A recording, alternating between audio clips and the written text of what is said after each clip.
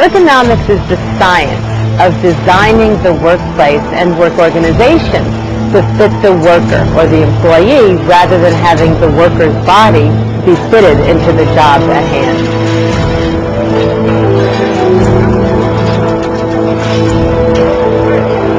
The Bureau of Labor Statistics have identified over 615,000 lost workday injuries every year due to musculoskeletal disorders. These are the soft tissue injuries, the upper extremity injuries, and especially the lower back injuries. They can be very debilitating. They're very serious, they're very costly, but most important, they're preventable. And an ergonomic program does not need to cost a lot of money. I mean, a lot of it is common sense. So we need to make sure that we do implement preventive programs designed through ergonomic techniques.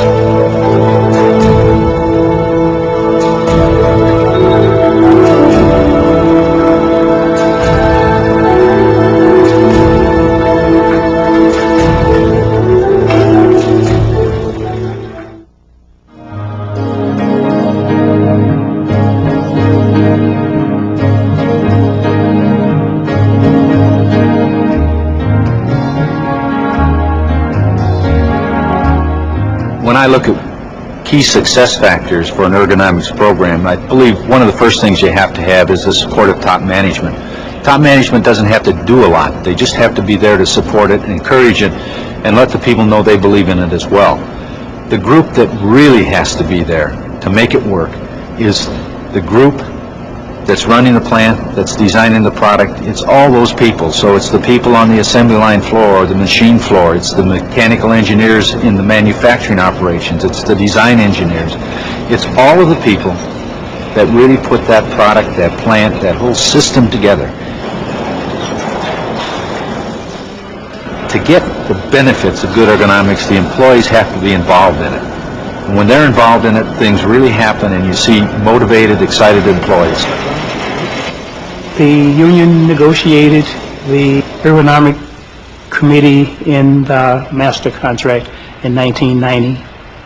And the reason we took it to the table was that our members were getting hurt on the job. And there was no violence, no accidents.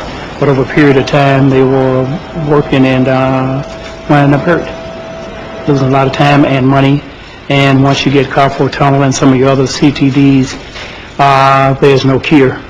So your life has changed or ruined forever. So we wanted to prevent that. About 4 or 5 years ago, I started becoming aware of the employees' complaints as to wrist problems, shoulder problems, back problems. And since we didn't have a procedure in place for ergonomics at the time, I started to keep my own logs of what the employee was doing, the type of work they were doing, and the type of complaints.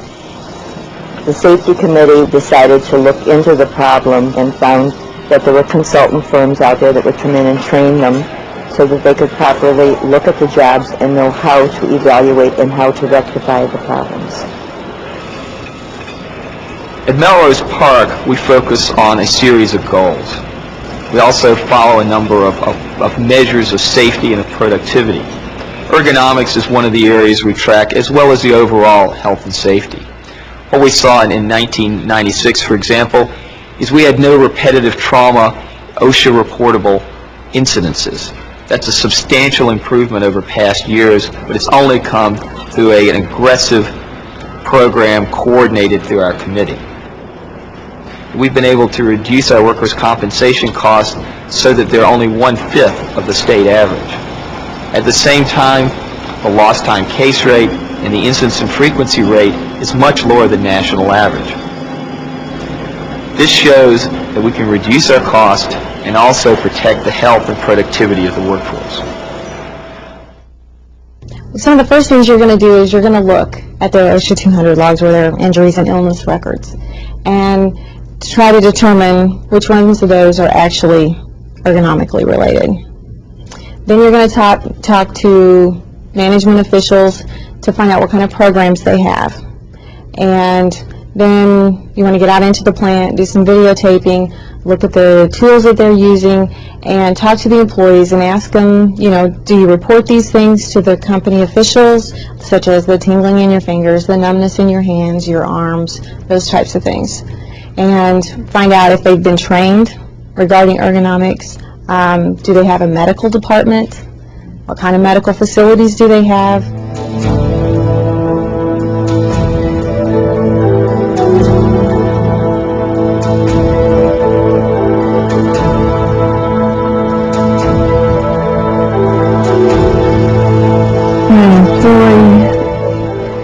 Feels pain or discomfort in the workplace, they are encouraged to report this to their supervisor. And supervisors have been given ergonomic training to assist them in responding to these employees. The ergonomics program allows the supervisor to adjust the workstation, correct work methods, and if the employee's problems are not resolved with those measures, then they are referred to the nurse for evaluation and treatment. Do you feel anything there? Okay, that's good. Okay. I want you to go ahead, if you would please, and squeeze this for me. Just squeeze it as hard as you can. Okay, that's good. The changes that may have occurred in the workplace are probably going to be less than you are imagining. The old chair was just a straight chair, you know, and it didn't move unless you got up and turned it, so that made it, you know, more difficult. And then you couldn't adjust the back, you couldn't adjust, you know, the height and stuff, and some of them you could, but it took 2 or 3 people. So with the new chairs, like I said, it's a whole lot better. You know, you can just mash a little thing and it goes up and down, and that's a whole lot better.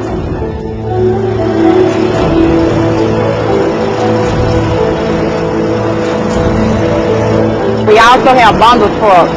You don't have to pick up the whole bundle. You just, you know, you're able to pick up one garment at a time, and that way you don't have to, you know, have to pick up the whole thing, you know, at one time. And that makes it a whole lot easier in handling, and you can also just push the truck up from one, you know, operation to the next. Another thing we have is folding tables that you can adjust them up and down, because, you know, we're all not the same height. So with, you know, when you're folding, you're able to lift the table up for taller people and down, you know, low for shorter people. In the last 6 years, we've experienced over a 50% decrease in the number of illnesses that we had reported before then. We are averaging about a little over 2 illnesses for every 200,000 hours work. Kind of give you an idea as far as the frequency is concerned. Dollars, we started parallel to rates. We noticed as our rates went down, as far as illness is concerned, our dollars did also. Plus, our people are happier. In doing surveys within the plants myself, I find that they tell me that they are less tired now than they were years ago when they first came to work. It's just smart business to go ahead and get involved with the Ergo program, because sooner or later you'll have problems.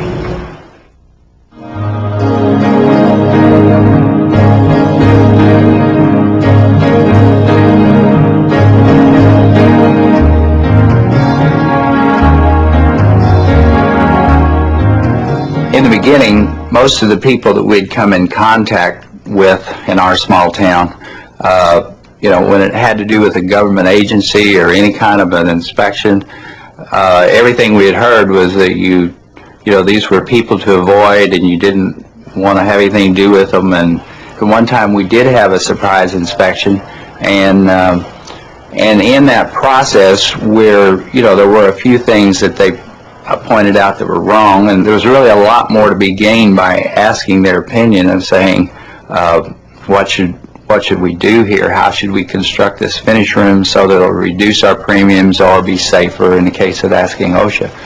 We think that we actually benefited, and because of this, we kind of made this shift from them being the enemy to them being a resource that actually would help us.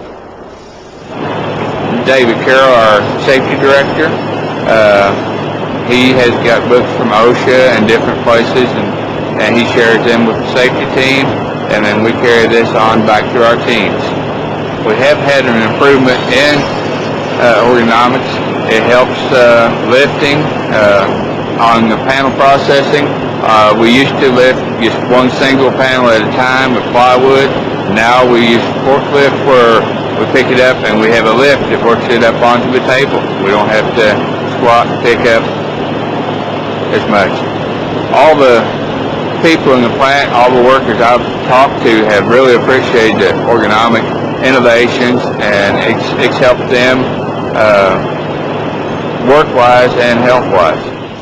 Our initial analysis of our need for ergonomics or to incorporate ergonomics had to do an awful lot with just reviewing the work centers. We have forms that we use for our work centers, and those forms can be filled out. How many times you have to reach, how many times you have to lift, or how much do you have to lift? Does this work center require bending? Does it require reaching? And some of those activities can be reduced when you really document all that has to be done for each work center to complete the job or the production job at hand. Oftentimes budget constraints are an issue in any company, and it certainly is in ours. And so the things that we could fix very easily or very quickly, or perhaps the person could fix it themselves, we gave them the time to do that and the resources, and typically it didn't cost very much initially for some of the smaller improvements. We've put in place some fairly inexpensive lift tables and that can lift the tote of parts where a shorter person can reach it or a taller person doesn't have to reach down quite as far. And a vacuum lift is very helpful too if you have an area for a vacuum lift. We find that when a person comes to work at 7 o'clock, that by 9 o'clock, that first break, that's typically the amount of time we would want them to work in a certain work center. Now, certainly not every work center, but the ones that are especially taxing on the hands and the motions and the arms and the lifting. And they'll rotate to the next work center within that team if it's appropriate. And we find that that gives people a variety of things to do. They enjoy their jobs more, but it also lets those muscles have a rest. That specific group of muscles that they might use, whether it be lifting or using a screw gun or a nail gun, or perhaps in a spray booth where they're doing a lot of triggering, they need to let that rest. Because of some of the things that we've changed as far as like angle tables and some of the work centers that we have lift stations, people don't get as tired and they can produce as much starting in early in the day as they can later in the day. So I don't think we've seen anything that's really cost us, especially in the long term. We find that most of the ergonomics things we put in place have really been very helpful, not just in reducing injuries, which is very important, but also in productivity. The most important factor when I'm in a facility and I'm looking at an ergonomic program is to see that the employees are involved, that they've received training, that they know that there's a program, that they recall the training, that they have been trained, and that there is some mechanism where the employees share that information with management.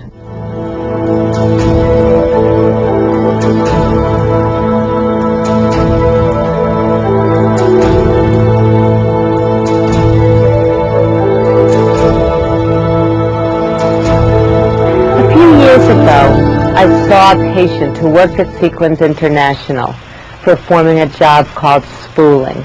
She came to me complaining of right shoulder pain and described that her job required her to go like this all day long. So she was turning a crank with her right arm and with her right shoulder elevated and in constant motion. It turned out that she had a condition called rotator cuff tendinitis. And because this can be serious, Lori Kellogg from the union's Health and Safety Department went out to Sequins. What I started with was just confidential health symptoms surveys of the workers.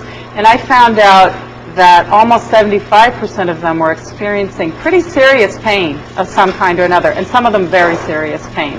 And I took that information to management without giving any names, just the aggregate results. And we started talking about what a serious problem there was in this factory and how the union could help. I'm working here almost 30 years. I've done most jobs in the factory, so I'm pretty familiar with most of the processes. I have been plant manager. I'm currently human resource director. When I first heard that we had a problem in a particular department called the spooling department, I wasn't so sure I believed that the problem was being caused within the factory. I started off with videotaping the jobs, all different positions, each of the workers. And those videotapes were used to further educate management, the supervisors, and the workers. We did extensive educational programs with the supervisors and the workers so that everybody could give their ideas about what was wrong with the job and how to find solutions. She came down, we looked at some videos and got some education, the supervisors and some of management, and realized at that point that the process that we were asking the workers to do was certainly adding to this carpal tunnel syndrome problem. The classes we had were very helpful, educational, because it taught us to explain where the symptoms were coming from, where we had the symptoms, and how we were to go about it. In reviewing OSHA 200 logs, it's important to realize that often what will be written is a symptom, such as right shoulder pain, so that, for example, the garment worker I saw who came with right shoulder pain turned out to have a rotator cuff tendinitis, but that would have been reported as right shoulder pain. Carpal tunnel syndrome might be reported as wrist, hand, or finger pain, or even numbness. So it's important to realize that symptoms of pain, numbness, tingling, soreness, anywhere from the neck down into the arms can be due to specific upper extremity musculoskeletal diseases. Some of the people that haven't complained about problems that exist, when they see improvements are being made, will then feel confident that they can talk about some of the pains they have. So I know that when I talk to some people about putting in ergonomic programs, initially they take a big hit on their comp insurance, because that's when you open up Pandora's box. But the long term, it ends up reversing. We have gone from 1 year having $96,000 in comp claims, 18 cases being carpal syndrome, to in 1996 we had $4,500 in comp claims, in 5 cases, none of them being carpal syndromes. Bueno, primeramente esta silla tú la puedes mover para abajo como para arriba, lo mismo el pedal de abajo la puedes bajar según cómo te sientas, lo mismo la máquina la puedes mover, subir, también acá esta la puedes levantar, puedes trabajar también parada, puedes usar el pedal parada y también la puedes bajar esto, lo puedes subir y bajar, ¿ves? Como bajarla también. Entonces ahora ya me siento mejor. The most important thing that we've learned about the ergonomics process is that there's one group of people who knows what the problems are and can figure out the solutions, and that is the workers who are doing the jobs. And you have to give a lot of room for them to criticize, to be involved in the process, to make complaints, to be honest about the symptoms they're feeling, and then really respect the suggestions that they make for improving the machine. An ergonomics project really has to include a lot of different elements. There has to be a plan for looking at medical issues and medical management. How are people going to be dealt with when they have injuries? There needs to be a participatory process for job analysis and job redesign, and there needs to be evaluation after the project and as you go along in the project. You need to look at what you're doing, how people are reacting to it, what their feedback is, and whether they like certain changes or want to see other things change. It needs to be an open structure where there is full participation by the workers and the management and supervisors. If there's a message to give anybody about trying to take a look at what's being done in your factory and see if you can make some improvements, certainly ergonomically, the message I would say is that as small as you might be, there is a lot that you can do, and it doesn't always require large sums of money. This is not an issue of comfort, this is an issue of health. We learned in this process that if you're trying to incorporate your workers into making a business successful, you cannot ask them to extend themselves on one end if you don't listen to what their problems are on the other. And I think that's where we came from. People just became so much happier in the workplace and doing their job. It's kind of like they got rid of all the annoyances and all the things that bothered them, you know, day in and day out on a daily basis. and they didn't have to do that anymore, or be disturbed by that anymore, so they could concentrate on things that impacted the business issues. We know these programs work. With management commitment, total employee involvement, dedication to the job, you'll get excellent results.